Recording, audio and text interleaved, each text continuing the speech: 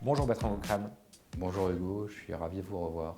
J'ai le plaisir de vous retrouver aujourd'hui. Nous nous étions vus une première fois avant l'été pour discuter d'un sujet compliqué, celui des retraites. L'été est passé, les marchés financiers ont un peu souffert. Qu'est-ce qu'il s'est passé exactement avec la Chine?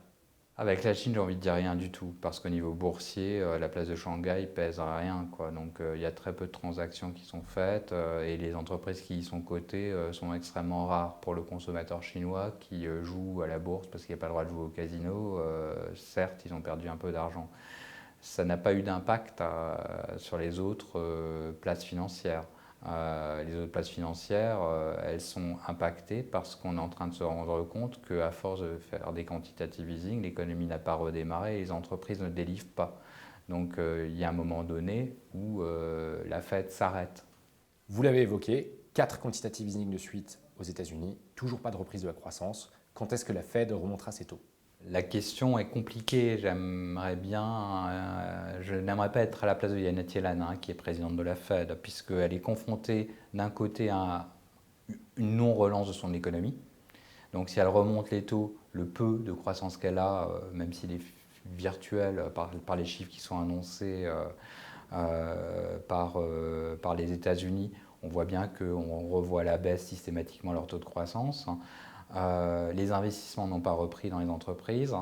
Et de l'autre côté, il y a une pression des grandes banques internationales, ce qu'on appelle la noire finance, mais que moi je ne considère pas du tout comme ça, quoi. Elles financent la dette, hein, que ce soit JP Morgan Chase, Citigroup ou Goldman Sachs, pour une relevée des taux, tout simplement pour sécuriser un deuxième choc récessif qui se transformerait non pas en récession, mais d'une mauvaise récession en dépression. Et à partir de ce moment-là, il faut avoir un effet de levier.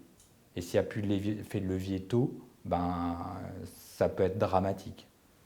Le Japon est rentré récemment en récession, le Canada également. Quel sera le prochain pays sur la liste? Alors revenons d'abord sur la récession japonaise.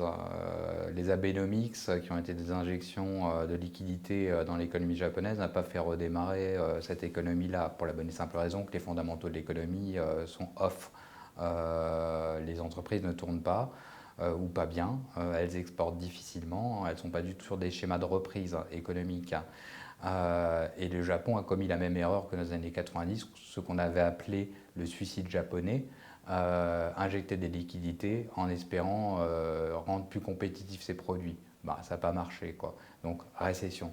Le Canada, c'est une autre cause, hein. C'est tout simplement la baisse du prix du pétrole qui fait que leur pétrole de schiste et tous les investissements qui ont été faits deviennent complètement onéreux au regard de la croissance générée par leurs industries locales.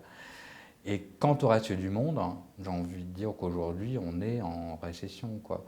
Et à force d'avoir fait des quantitative easing, si on ne se met pas à contrôler un peu tout ça, d'une mauvaise récession, on risque de tomber dans une grosse dépression.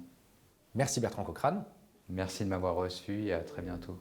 Nous vous retrouverons très prochainement pour discuter du choc pétrolier que vous évoquiez.